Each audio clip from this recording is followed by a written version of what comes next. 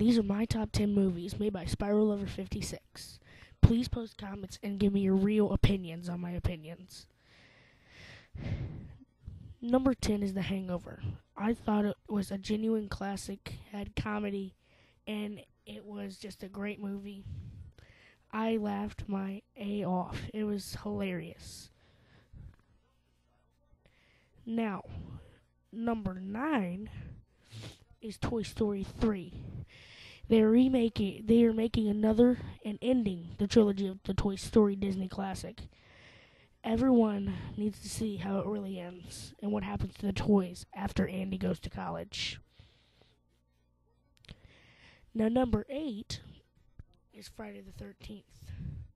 It had blood, guts, gore. It had everything a horror movie needed. It showed the origins of how Jason Voorhees got his mask, and it showed the real story of how the killer Jason Voorhees began. Now, number 7 is Where the Wild Things Are. It is an imaginative movie showing that kids with great big imaginations will succeed in life.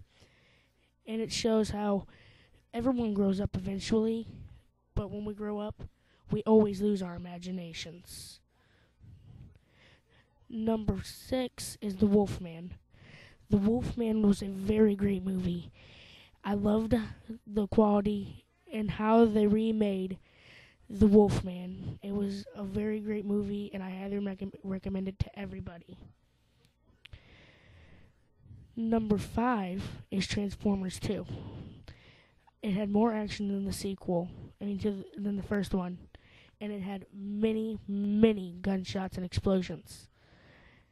And number 3, will they ever end this war against the Autobots and the Decepticons? Number 4 is The Final Destination, the ending trilogy to the whole series. Many people loved the first 3, but I topped this one off, saying that it is the all-timing classic to the horror films.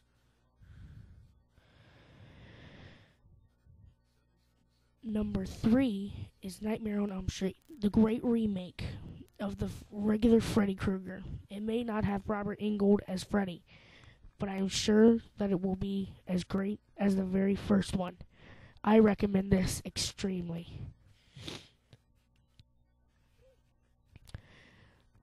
When I went to see Percy Jackson's and the Olympians, The Lightning Thief, I was amazed at the special effects and how they brought Greek gods to life.